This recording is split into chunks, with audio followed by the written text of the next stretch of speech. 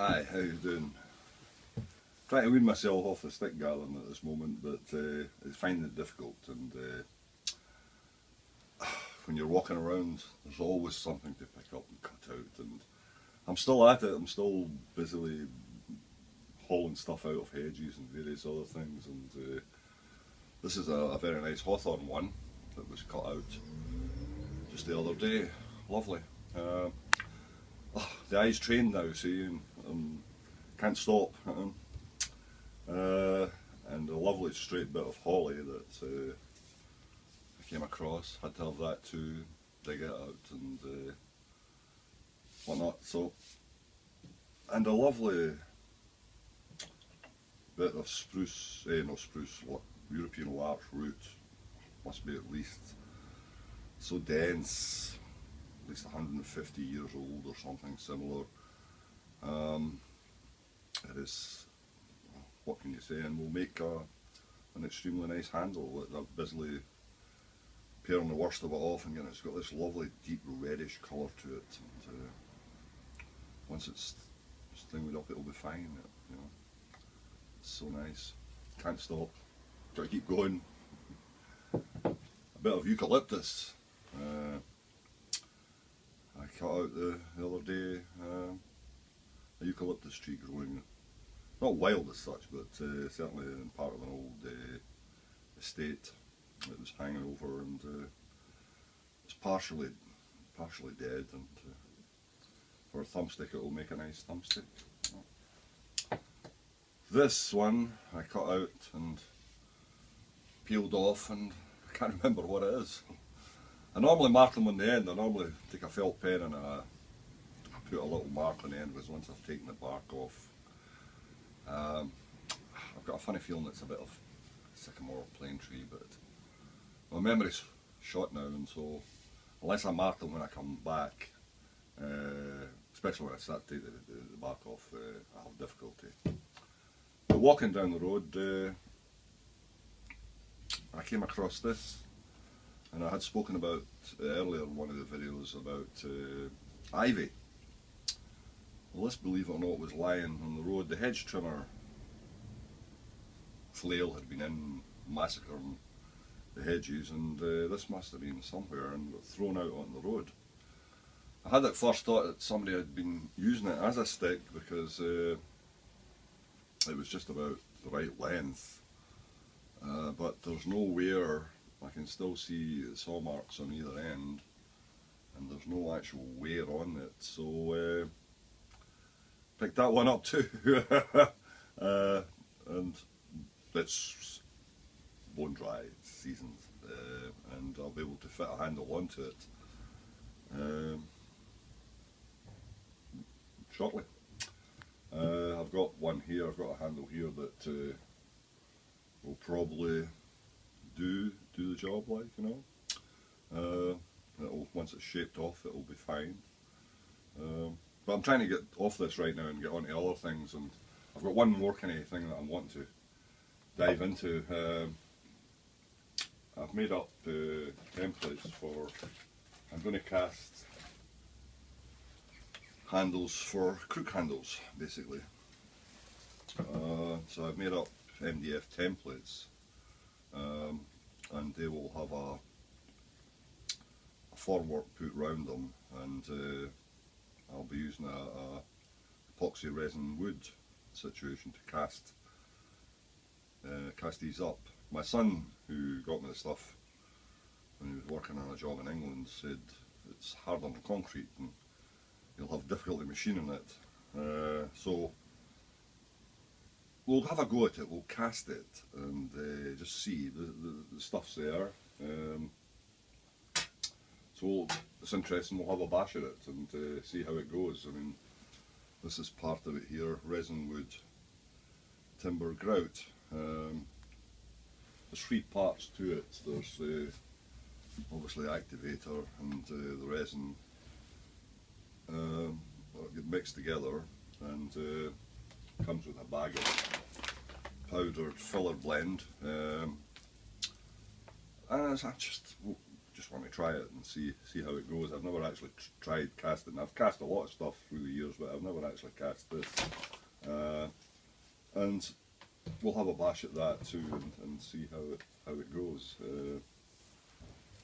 But the weather's good. The sun's shining this morning, so will not be long. I don't think we'll have to hit the trail.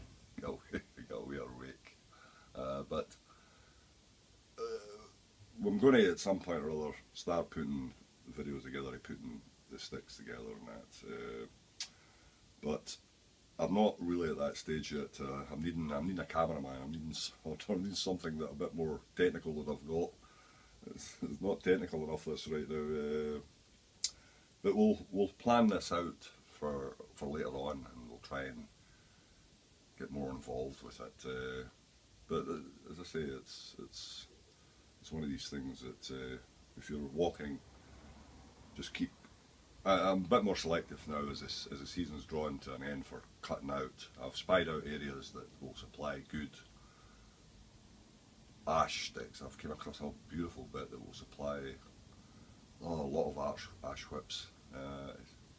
But that would be for next year, I think, and we'll cut them out. Also, a beautiful area for blackthorn. I've never seen blackthorn as good as this. I came across it in an old part of a canal feeder situation, and there's not much of it. But I'm going to have to try and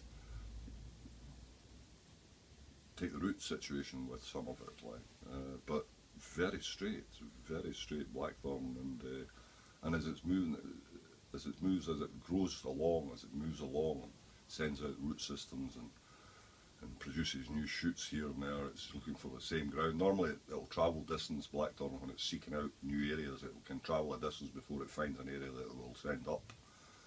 But this area seems to be very, very good, and it's basically just came along inch by inch, or foot by foot, or metric, and it's grown away, and it's absolutely. I'm standing there.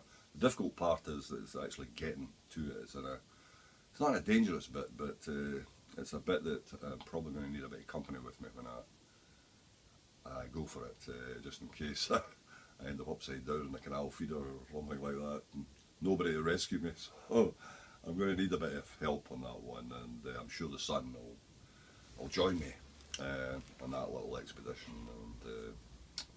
and that's it, But it's as I say, when you're wandering around about and you'll cut out stuff and you'll think it's all right, and then you'll go, when you see it cut, you'll go, oh well. But as I say, don't discard, bring it all back and stick it somewhere where it's going to air off, dry off, and you can look at it with fresh eyes when you come round to it again. And it's what you don't think will do today will sometimes do tomorrow, and the same road can produce, different. Some days you'll go out and you'll not be in the mood. You'll just be out for the walk. Really, at the end of the day, the eye will be looking, but you won't be seeing, and that's okay. You just got to leave it on a day like that, and don't cut. Don't bother. Just that's it. It's one of these days where you're not going to be into it at all. And I've now got a new Felco 600 pruning saw, which I'm terrified of. Bloody thing's razor sharp. And it takes me back to when I've got the first one. Oh dear.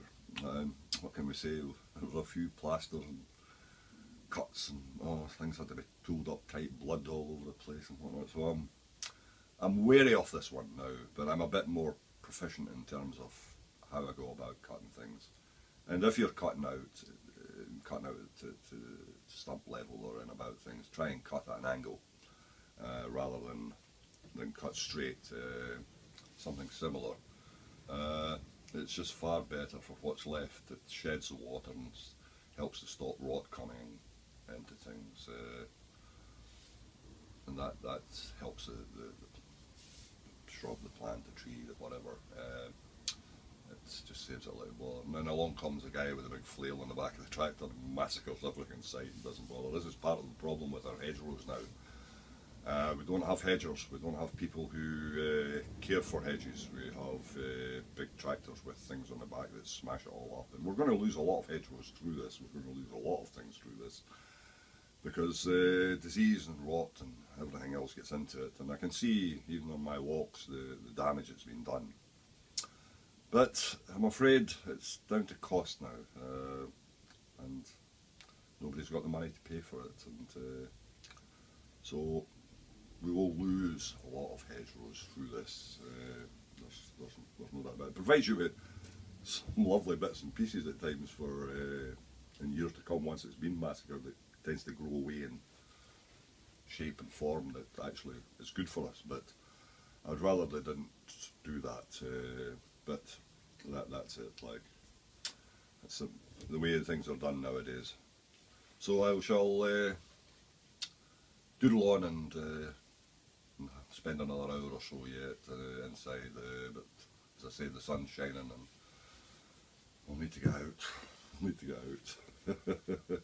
we'll try to slow down the looking for and the bringing back. We'll do it bit by bit and that a bit. And as I said, the casting off the handles will occupy me for a little while and keep me amused, and we'll see how it goes. And we'll need to figure out a way of putting the threaded bar into the cast, but I'm sure I'll figure that one out. We could do it later after they're cast, but I'll try and put them into it as I cast it, because it's a far better situation. Gives me something to get hold of when I come to machining the shapes and everything off. But there's always something, there's never enough hours in the day, and the nights are lengthening now, and not long before the clocks get changed, and well, there'll be grass to cut and all the other things in the garden needs done and tended to and whatnot, but looking forward to it. It's been a wet, damp, miserable winter. And we've had a week's dry well. A week. Business well done. Anyway, catch you later. Thanks very much.